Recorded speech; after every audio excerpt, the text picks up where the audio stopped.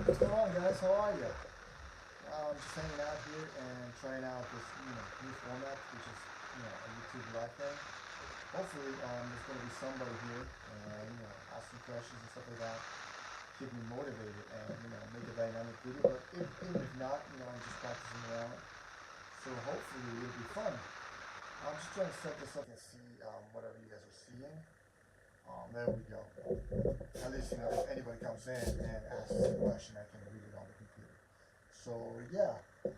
Um, anyway, hello guys and welcome to a new video. And welcome to my channel where we talk about everything music from death metal to Queen and everything in between. Anyway, so I'm just gonna play around a little bit and I get a question a lot on Instagram and even in YouTube asking me, what's my practice routine and stuff like that. And I don't really have one, but I'm going to show you what it is that I do when I do have, the time to play around in the middle with the guitar. So first of all, I grab my guitar. Usually this is the guitar that's just set up right there. That's the one that's like handy. It's readily available. It's tuned to standard E. And usually I also have one of these amplifiers set up and ready to go. That goes into the pedal board, and in the pedal board I actually have 4 pedals engaged right now. So I'm going straight from the guitar into the silencer, which is Electro Harmonix noise gate pedal. That is going into a clone, that's hard to say, but a center clone, which is one of the cheaper ones that I actually bought because of JHS, the pedal company guitar related YouTube channel. And man, it sounded great on the video, so I said it's good, it's cheap enough. I bit the bullet and I bought it, and I am not ashamed, and I am definitely not, I don't regret buying it. I mean, it sounds great, it's cheap, it's really cool. So that is going straight into a TS9DX right now, the Ibanez pedal, which is a tube screamer on steroids. It's a tube screamer turbo, which actually gives you like 4 more boost channels. And I go back and forth. Sometimes I use that. Sometimes I use the regular old TS9. Sometimes I use the Maxon OD 808, which is also Japanese made, and it's like really old and it sounds really good. I like them all, so I like to switch things around sometimes. And from that, I'm going straight into right now into the BE, the mini BE, which is a Friedman, and that's a solid state amp. And solid state amps get a lot of like they get a bad rap, but they're really actually not bad at all. I mean, they sound great. This guy, the Soprano, I actually only own those 2, but I did play with the diesel one. Was it? I played a different. Oh, the Wagner Ecstasy one, the Mini Ecstasy, and that was really good too as well. So I mean, nothing wrong with that, especially because of the fact that this is a small room, so I do have some 2 amps, and they get loud, and sometimes I annoy myself. Like right now, I am by myself. This is a house, and I don't need to be that loud.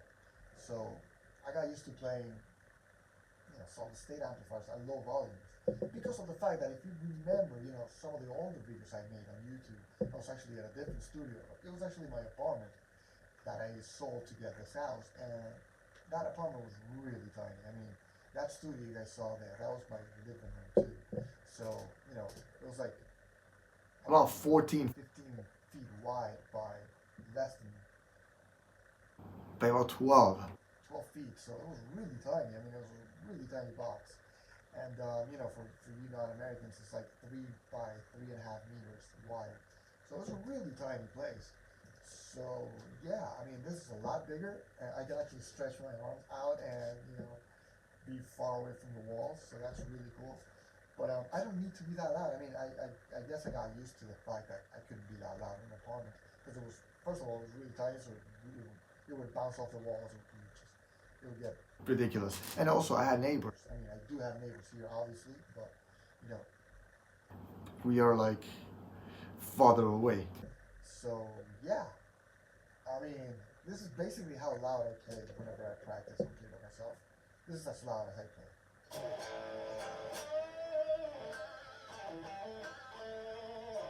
So yeah, not that loud. I don't need to be that loud. And usually I play this guitar because, like I said, it's the one that I keep handy. It's the one that I change strings on the most often, really. I do have, you know, a bunch of guitars, and it can get really pricey and tedious and tiring, really, to replace the strings constantly on all of them. So I really just change the strings on about 3 guitars every now and then, and I change the strings the most often on this one because it's the one I play the most. Mainly because it's the one that's just like, you know, readily available all the time. So I have this one in standard E. I have one on C sharp, which is my Randy Rhoads one, where I play death metal on with my band, and I change the strings on that fairly often.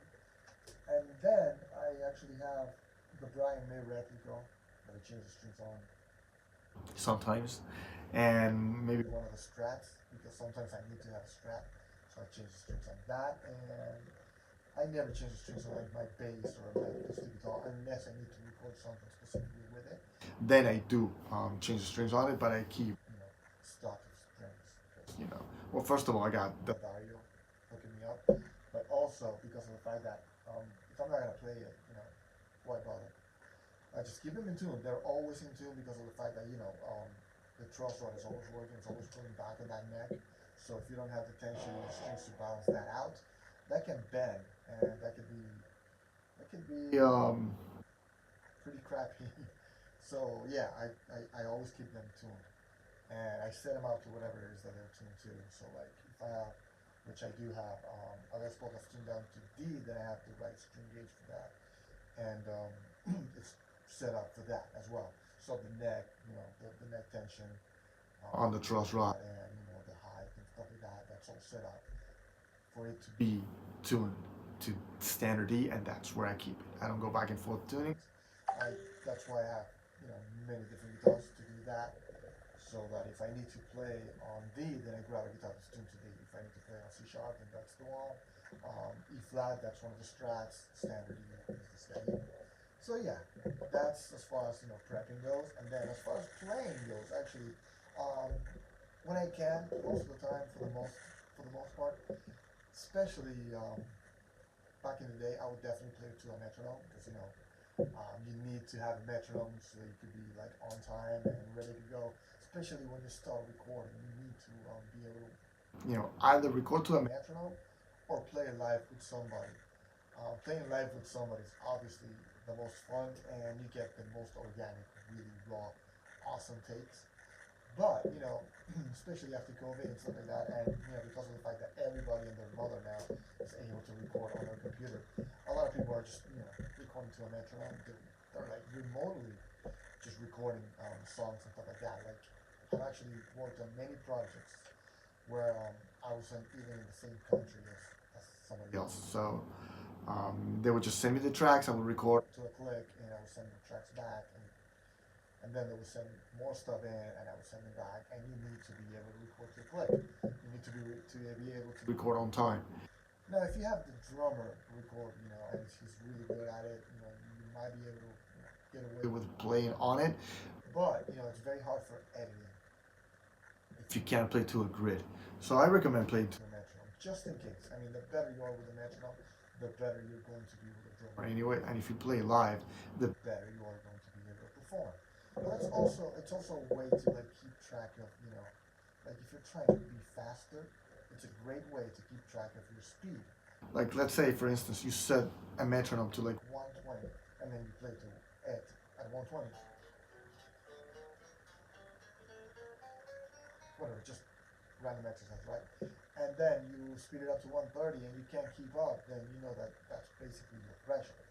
Now, if you keep practicing, you will be able to get to 130, then you can push it to 135. Now, if you do, you know, great at 135 and then you go to 140, then you have some sort of, you know, track record that you can actually see and just go back to and know that, hey, you know, I am getting better, I am getting faster. There's something that tells you. Because, you know, sometimes, you know, it'll feel like you're playing very fast, and you're not. And sometimes it feels like you're playing slow, and you're actually playing a lot faster because you're, you know, better at the speed and cleaner, and, you know, because you practiced it more. So, yeah, so that's one of those things. And usually, in order for me to play and actually, like, grab the guitar, because, you know, it gets to the point that, you know, since I do a lot of teaching and I do a lot of recording and I do a lot of YouTube videos and stuff like that, I don't really get a lot of one-on-one time with the guitar. So sometimes when I do feel like I want to play the guitar, it's because something triggered it, something inspired me, like a song, for instance. Like I'd be like listening to some song, and I'll be like, well, that's cool, I want to play that. So I'll grab the guitar and start playing that. So that's basically my practice routine. That or improvising. I love just like going into YouTube and just punching in backing track on whatever key and just playing on it. So that's something that's really fun. And that's, if you're struggling with, coming up with new stuff or even, having fun with the instrument itself, that's a great way to practice. Just, look up backing track on E and then just start playing on E.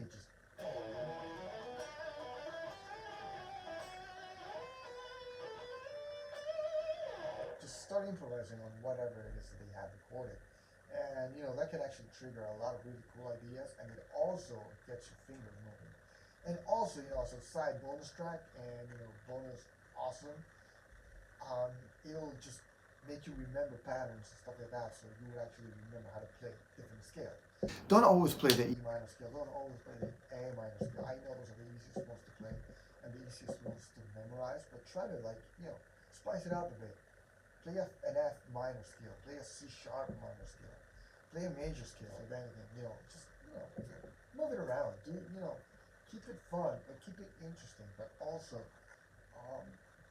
try to keep yourself motivated and throw yourself some curveballs, because otherwise, if you don't throw yourself a curveball, you're always going to be playing the same thing. You're always, all guitar players, we tend to do the same thing, play the same licks over and over and over. Like, there's some things that I always do, like, I think I got this from Gilmore. Really cool stuff, I mean. So I throw it in every now and then, but, I try to make a point not to play it sometimes. Or, I got this from Gilmore too. We're playing on B minor, by the way.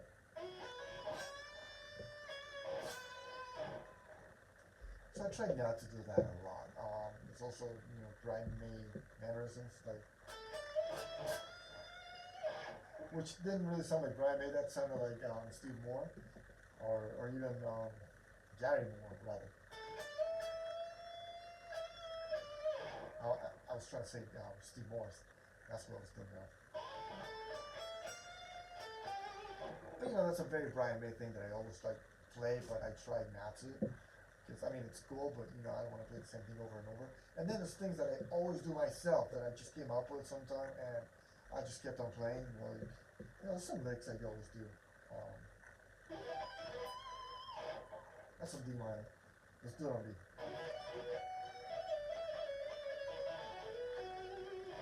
That's something I always throw in, and I'm making a point of not doing it. Because, it gets repetitive. And also, it gets it's one of those things, when you play the same thing over and over again, you also get bored of your own playing. So, you gotta try not to do that. Try to play, differently, try to play in different keys, and just try to keep it interesting. That's my motto anyway. So, just to make this short, if I'm playing and if I am grabbing the guitar and I'm doing, random stuff, usually I'll find a key. So let's say, again, B minor. Let's just stay with that example. I'll do a lot of this.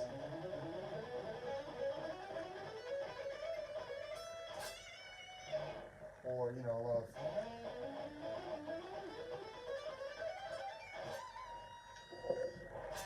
It just runs.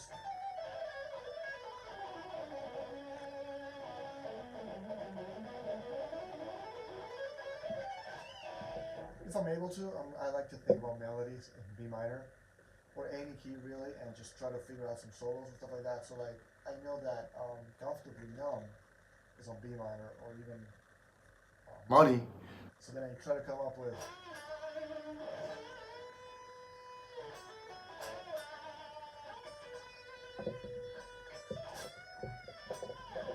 something like that. So I try to base off some melodies and stuff like that, and then I try to replace stuff with other stuff. Like I would come up with, you know, different melodies on top of that. And sometimes, you know, if I don't want to do like, sometimes I don't want to be in front of the screen. I'm always editing and recording and mixing and mastering. So I don't always, and like social media.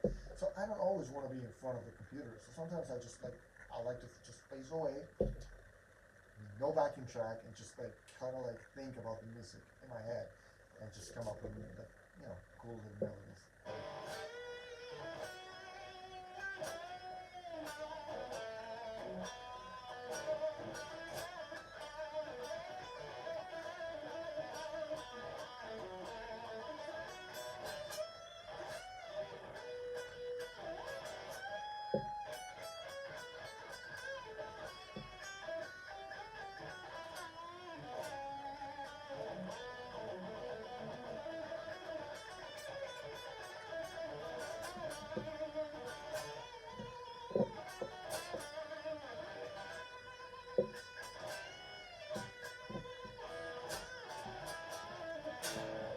So what I did there, so like I'm thinking about the melody, I'm thinking about the harmonies, like the song, like I'm thinking of a backing track for, in this instance, like Money, and I just play around with it a little bit, like I'm thinking of the song in my head, and I'm just playing a lead over that, and then I am trying to go back to what I think the actual lead sounds like, and you know, it's just fun stuff for me to do.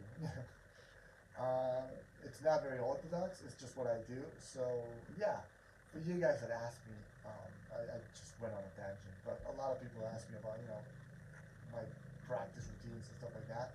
That's basically what I do. That, and also, you know, just trying to figure out songs and stuff like that. That's always fun. Like I don't really like to go and dab it out. Like I don't like to go look for the tabs and just play the tab. I like to play the song and then just listen to it. And like on YouTube now, you have like the speed thing that you can just bring it to like 70.75, 0.50% of, you know, the actual speed of the song. So I slow it down and I really listen to the nuances in the playing, and I come up with a lot of really cool stuff. Like I figure out a lot of things that, you know, I would have never guessed that they do, like rates or even like, you know, ghost notes, or sometimes if you really pay attention, especially if you like listen to the isolated tracks, you can see how they layers, like they layer guitars in, and you know, that's really cool. I really love that, especially, you know, coming from a production, you know, school, you know, like an engineering background. It's like I like to listen to stuff like that, and that inspires me to try it out. You know, I get ideas and then I copy them basically, and then I try them out on, you know, my stuff or something I'm working on, and that, you know, sometimes, you know, the exact same thing doesn't really work on, you know, the new project, but you know, that'll trigger a new idea or maybe even like a new concept, or I could try something based off of that, you know, something different, but you know, it's a nice starting point of, you know, a great new idea. Anyway, guys, I digress. I really hope you guys enjoyed the video. Please let me know if you did. If you would like to see more, you know, just live, no edited videos just like these. And I mean, it's kind of cool because, you know, I just speak and then I just upload it and just let it be. So that's kind of cool. I don't have to like sit there and edit or like color correct it or anything like that. So that's kind of cool, but at the same time, I kind of feel like I'm going on a tangent and I'm probably losing your interest. But you know, maybe next time, just drop me some comments in the comment section down below and tell me, hey, dude, focus, or yeah, just drop me some questions and stuff like that, and maybe we can do this again sometime. And if we got, you know, enough interest, maybe make, you know, a few of these a month, or maybe one a month, and just, you know, I'll let you guys know, and then we can have, you know, a party, make a party out of it. Anyway, guys, I really hope you guys enjoyed it. Please let me know if you did. Don't forget to subscribe to this channel, like and man if you haven't yet. And if you want to help the channel out big time, just make sure you visit my Patreon. That goes a long way, and we sure do appreciate it. I'll see you guys next time. Bye. Out. No, on, dudes.